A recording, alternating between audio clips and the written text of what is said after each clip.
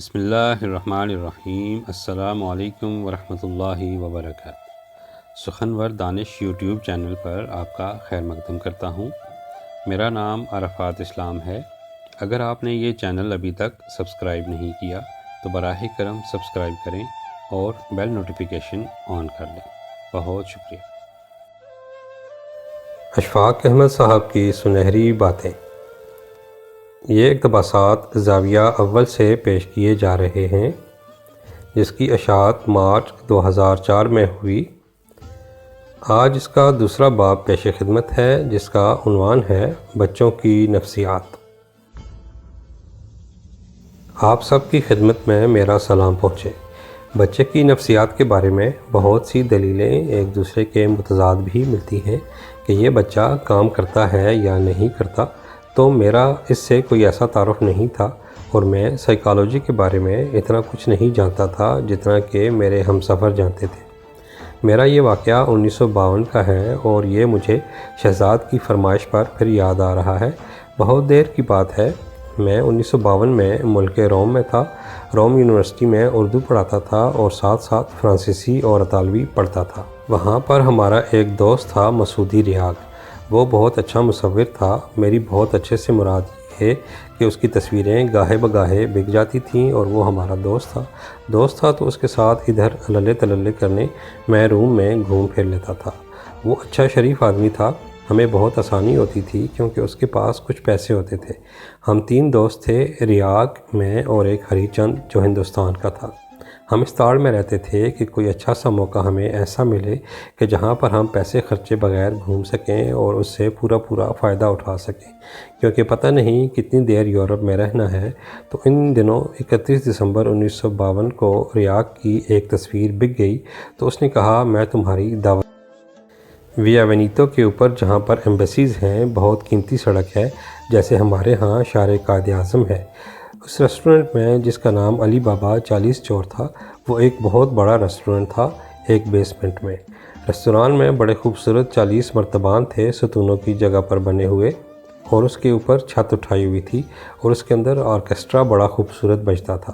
ہماری خوش قسمتی کہ وہاں عام طور پر ایکٹر لوگ زیادہ جاتے تھے۔ عام آدمی کی وہاں اتنی پہنچ نہیں تھی کہ وہاں پہنچ سکتا۔ یہ جو ہمارا اینتھنی کوئن تھا، اس کو وہاں آنے کا بہت شوق تھا۔ اینتھنی کوئن کی ایک بڑی عجیب و غریب عادت تھی کہ عورتوں جیسا مزاج تھا اس کا۔ ہر وقت اپنے ساتھ ایک شیشہ رکھتا تھا، 2 منٹ بعد نکال کے تھوڑی لپسٹک لگاتا تھا۔ اتنا نازک مزاج اور یوں کر کے بال۔ اینتھنی کوئن سے ہم بہت متاثر تھے، وہاں کے لوگ بھی متاثر تھے اور پھر اس سے وہاں ملنا ہوا۔ انہی دنوں ہمارے مشرقی پاکستان کے ربیع الدین وہاں پر فلم ڈائریکشن کی کچھ تعلیم لینے آ گئے۔ ہماری ایوننگ کلاسیں ہوتی تھیں۔ اس میں انہوں نے کہا 6 مہینے کا کورس ہے، اس میں آپ کو پتہ چلے گا کہ ڈرامہ کیسے لکھا جاتا ہے، لائٹنگ کیسے ہوتی ہے۔ تو چنانچہ ہم جانے لگے۔ ہمارے جو استاد تھے، پرنسپل تھے، ریکٹر تھے، وہ تھے وکٹوریا ڈیسیکا۔ ان کی ایک بہت مشہور بائیسیکل تھی، تو ڈیسیکا صاحب کے سامنے زانوئے تلمس طے کیے، لیکن ہم ڈیسیکا صاحب سے نہ تو اتنا ڈرتے کیونکہ ان کا مزاج اچھا نہ تھا، اور نہ ان سے اتنے زیادہ متاثر تھے جتنے ان ایکٹروں سے جن کا کہ پینترا اور طرح کا تھا۔ ایک دفعہ انہوں نے ہم سے کلاس میں سوال پوچھا، بھائی بتاؤ کہ سب سے زیادہ مشکل رول کون سا ہے جو ایکٹر کر سکتا ہے؟ مجھے بات یاد آ گئی۔ ہم سب نے ہاتھ کھڑے کیے۔ تقریباً لڑکے لڑکیوں کا مشترکہ جواب تھا کہ ہنچ بیک آف نوٹر ڈیم بہت مشکل رول ہے۔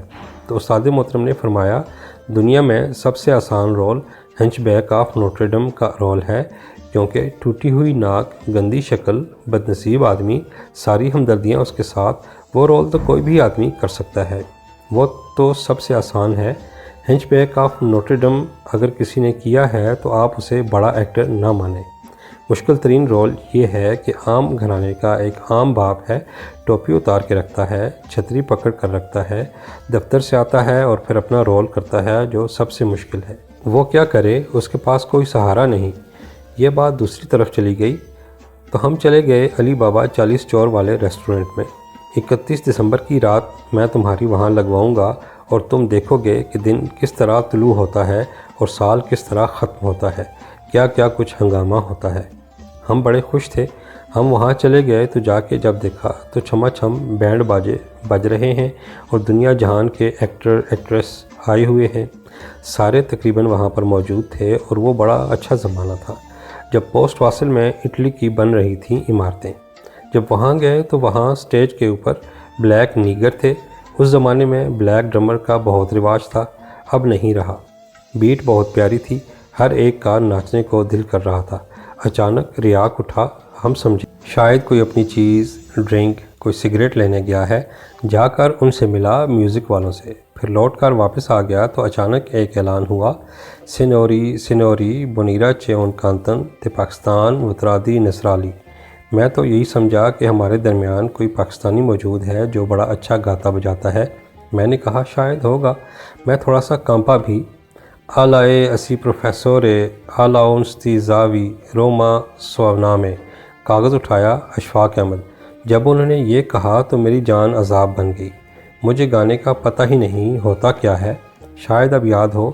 اب یہ وہاں نہیں ہو سکتا کہ میرا گلا خراب ہے، یوں ہے وہ ہے، میں نہیں آ سکتا، یہ ہو ہی نہیں سکتا کہ برا لگتا ہے۔ یا اللہ مجھے کچھ ایسی بات یاد دلا کہ میں کیا گاتا۔ ہمیں لب پہ آتی ہے دعا بن کے، وہ اس پر ڈرم نہیں بجا سکتے تھے، کچھ میوزک نہیں بج سکتا۔ پھر ڈانس تو الحمدللہ میں گاؤں کا رہنے والا تھا اور ہمارے سکھ علاقے میں بولیاں بہت چلتی تھیں۔ میں اپنی کرسی سے سٹیج پر جاتے ہوئے سوچتا گیا، یا اللہ میں کیا کروں۔ اچانک ایک بولی یاد آ گئی، شاید یہی کچھ کام دے جائے۔ سٹیج پر پہنچ گیا تو سٹیج فیئر ختم ہو گیا۔ کچھ پہلے بھی ریڈیو کی دنیا سے تعلق تھا میرا، وہاں پہنچ گیا، اپنے کان پر ہاتھ رکھا، سٹائل اپنا جو ہوتا ہے۔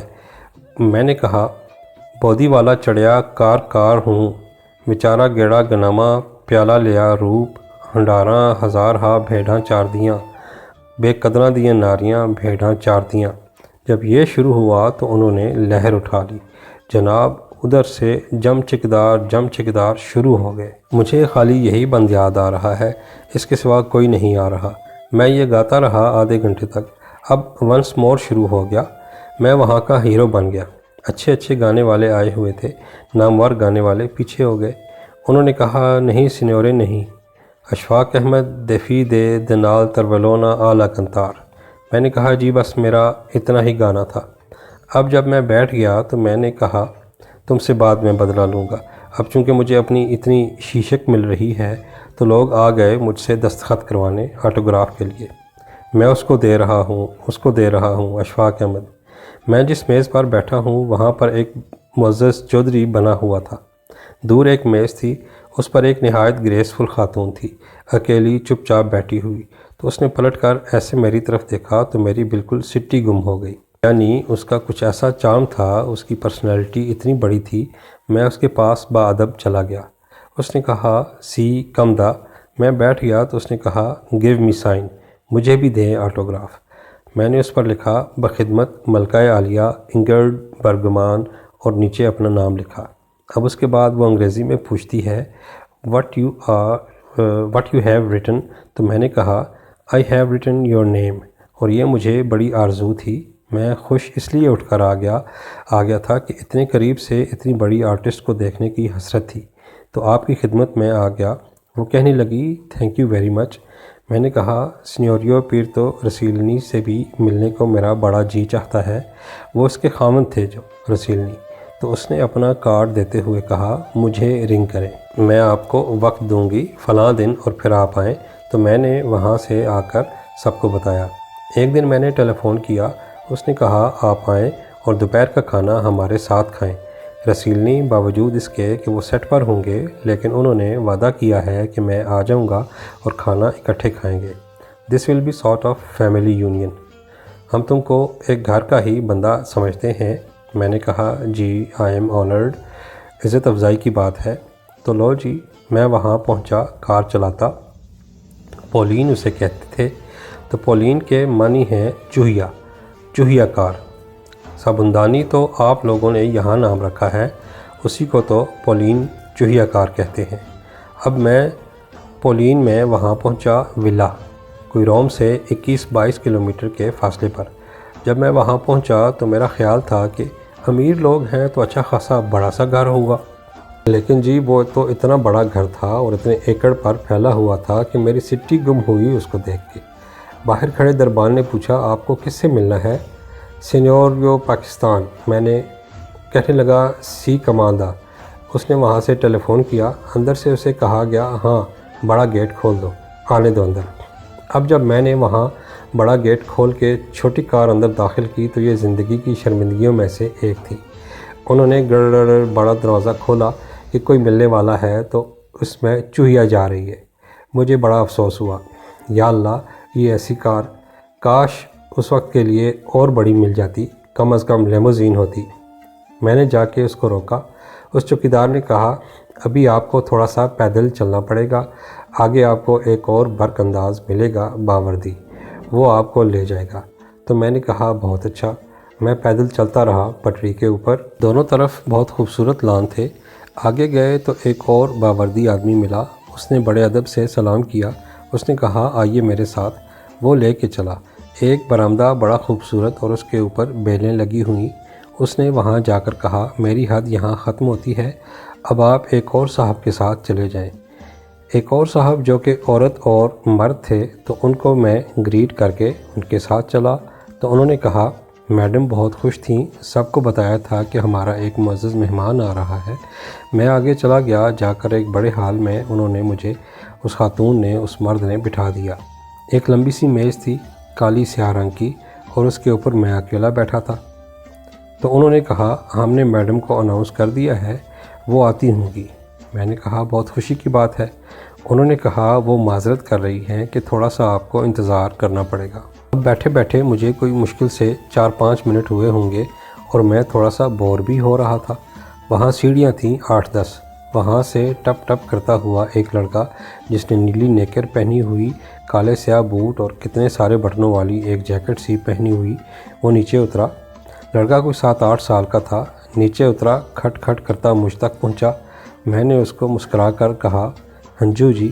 اس نے کوئی جواب نہ دیا اور سیدھا میرے پاس آ کر کھڑا ہو کے غور سے میری شکل دیکھنے لگا۔ اب میں بڑا امپریس ہو رہا تھا۔ میں نے اس کو کہا how are you, you belong to a rich class. اس نے میری بات کا کوئی جواب نہ دیا۔ پھر اس نے کوہنی رکھ کر میز کے اوپر جہاں میں تھا ایسے میری شکل دیکھی۔ اب ایک آدمی کا چہرہ اتنا قریب ہو، اس اینگل پر ہو، بڑی پریشانی کا باعث بنتا ہے۔ اس زمانے میں نے تھوڑی تھوڑی مونچھیں رکھی ہوئی تھیں۔ ایک آرٹسٹ تھا ڈالی، وہ اپنی مونچھوں کو موم لگا کے ذرا اونچی رکھتا تھا۔ میں نے بھی ڈالی کے فیشن میں مونچھیں اوپر کی تھیں، تو جب اس نے چہرہ قریب کیا تو وہ میرے بہت نزدیک آ گیا۔ سیدھا کھڑا ہو کے اس نے میری ایک مونچھ کو پکڑا اور زور سے کھینچا۔ میرا ہونٹ سارا اوپر کو کھنچ گیا اور دوسرے ہاتھ سے اس نے تڑاق سے ایک چماٹا دیا میرے اتنے زور کا کہ میرا یہ سارا ہونٹ نیچے گر گیا۔ میں کیا کر سکتا تھا؟ ایک ملازم آ گیا اور مجھے آ کر کہنے لگا یہ رسیلنی کا بڑا بیٹا ہے اور میڈم کا بڑا لاڈلا بچہ ہے۔ میں نے کہا ہاں ماشاءاللہ بہت پیارا ہے۔ تھپڑ مار کے زور سے وہ بھاگ گیا کہیں کھیلنے، پتہ نہیں کہاں چلا گیا۔ میں نے کہا یا اللہ جتنی خوشی خوشی میں آیا تھا اور جتنا میرا دبدبا تھا، جو کچھ میں نے سنا تھا، یہ کیا ہوا میرے ساتھ؟ خیر رنج تو ہوا، آج تک ہے، یہ ہو کیا گیا میرے ساتھ؟ وہ چلا گیا اور میں بیٹھا رہا۔ اتنے میں میڈم آ گئی اور معذرت کرنے لگی، مجھے کچھ کام تھا، میں نے ابھی رسیلنی کو فون کیا ہے۔ اس نے کہا میرا ایک آخری شاٹ رہ گیا ہے، آئی ہوپ بالکل ٹھیک ہو جائے گا جب تک ہم بیٹھ کے باتیں کریں گے۔ کہنے لگی would you like out side? میں نے کہا نہیں، اندر ہی ٹھیک ہے، اندر میری کافی مرمت ہو گئی ہے، میں دوبارہ باہر جا کے پھر کسی کے سامنے پیش ہوں گا۔ تو بیٹھ کے باتیں کرنے لگ گئی۔ پاکستان کے بارے میں اس کو اتنا معلوم تھا کہ چھوٹا سا ملک ہے، 2-2.5 سال کا، ابھی بنا ہے۔ میں نے کہا ہاں ابھی بنا ہے۔ اس کے بارے میں کچھ تفصیلات پوچھتی رہی۔ اس نے کھانے کو پوچھا تو میں نے کہا آپ کے شوہر آئیں گے، ان کے ساتھ کھانا کھائیں گے۔ پھر وہ معذرت کر کے چلی گئی۔ اس کا ایک ٹیلی فون آ گیا تھا، میڈم کو ٹیلی فون بہت آتے تھے۔ چلی گئی تو اب میں بہت کانشیس ہو کے بیٹھا ہوا ہوں، یا اللہ وہ ظالم کا بچہ پھر نہ آ جائے۔ ایک ڈر ہوتا ہے نا آدمی کو، ایک گھوم رہا ہے آفت کا پرکالا۔ بعد میں یہ پتہ چلا کہ رسیلنی نے کہا آپ کھانا کھائیں، میں آپ کو جوائن نہیں کر سکوں گا کیونکہ میں ڈیلے ہو گیا، میرا شاٹ تیار نہیں ہوا، تو میں پھر اشفاق سے ضرور ملوں گا، یہ بات طے ہے۔ پھر اس نے کہا ووڈ یو لائک؟ میں نے کہا جیسا کہیں ٹھیک ہے۔ وہ ڈونگے لے کر آنے لگے۔ ان کے ملازم باوردی دستانے پہنے ہوئے چیزیں لا رہے ہیں۔ میری جان پر بنی ہوئی تھی کہ وہ چھری کانٹے سے کھاتے تھے۔ مجھے آج تک سمجھ نہیں آئی کہ کیسے کھانا ہے۔ جب بھی کبھی وہ آلو میرے آگے بھاگتا رہتا ہے، پکڑا نہیں جاتا، نہیں آتا تو میں ڈرا ہوا ہوں۔ ایسی جگہ پر خاص طور پر بندے کو بڑی پریشانی کا سامنا کرنا پڑتا ہے۔ چیزیں آ گئی۔ اتنے میں وہ جو چھوٹا آفت کا پرکالا تھا، اس کی بجائے پھر ایک اور نکل آیا، 4 سال کا چھوٹا پرکالا سا۔ تو میڈم نے کہا یہ میرا چھوٹا بچہ ہے۔ 2 ان کے بیٹے تھے۔ تو میں نے کہا ہیلو، ہائے، ویری کیوٹ جیسے کہتے ہیں۔ تو وہ چھوٹا آ گیا۔ اس نے کرسی میرے اس طرف ڈال لی اور میرے قریب بیٹھ گیا اور میرے چہرے کو غور سے دیکھتا جا رہا ہے کہ یہ کیا چیز ہے عجیب و غریب سی، کیسے کپڑے پہنے ہوئے ہیں، کس قسم کا آدمی ہے۔ باوجود اس کے کہ دونوں بچے بہت اچھی اٹالین بولتے تھے، میں بھی ٹھیک ٹھاک بولتا تھا۔ باتیں ہم کرتے رہے۔ جب کھانا لگ گیا بڑے طلائی اور زرین برتنوں میں، تو ہم نے شوربہ ڈال دیا جو آغاز کرنے والا شوربہ ہوتا ہے۔ تو وہ جو چھوٹا بچہ تھا، دوسرا بڑا ادھر بیٹھا تھا، دوسرا بھی آ گیا۔ کھانا تو کھانا تھا نا ساتھ۔ تو چھوٹے نے کیا کیا، وہ دہی کا ایک پیالہ اس کو لے میرے شوربے میں ڈال دیا اور چمچہ لے کر اس میں ہلا دیا۔ تو میں نے کہا کوئی بات نہیں، شوربے میں دہی پڑا ہے، اس میں کیا خرابی ہو سکتی ہے۔ تو میں نے ایک آدھ چمچ لیا تو میڈم نے کہا آئی ایم ویری سوری، بچے نے مس بیہیو کیا آپ کے ساتھ۔ ہم بچوں کو ٹوکتے نہیں ہیں، ہم ان کو نفسیاتی طریقوں پر پال رہے ہیں، کیونکہ اگر بچوں کو ٹوکا جائے، ان کو منع کیا جائے تو ان کی شخصیت پر برا اثر پڑتا ہے۔ یہ نئی تحقیق آئی ہے، ہم سارے لوگ یورپ کی اس تحقیق پر چل رہے ہیں۔ ہمارے جیسے پڑھے لکھے والدین اس معاملے میں بہت ہی محتاط ہیں، ہم بچوں کو کچھ نہیں کہتے۔ ملازم سے کہا کہ یہ پلیٹ اٹھا دو۔ اس کی جگہ اس نے نئی پلیٹ لا کر رکھ دی۔ تو میں نے شوربہ ڈالا تو اس کے بڑے بیٹے نے کیچپ کی ساری بوتل پلیٹ میں انڈیل دی۔ تو میں نے کہا میں کھاتا نہیں ہوں، میں ذرا سی چکن اور آلو گول سے کٹے ہوئے وہ لے لیتا ہوں۔ وہ ڈال دیے تو وہ جو بڑا بیٹا تھا اس نے دیکھا کہ یہ بڑے شوق سے کھانے والا ہے۔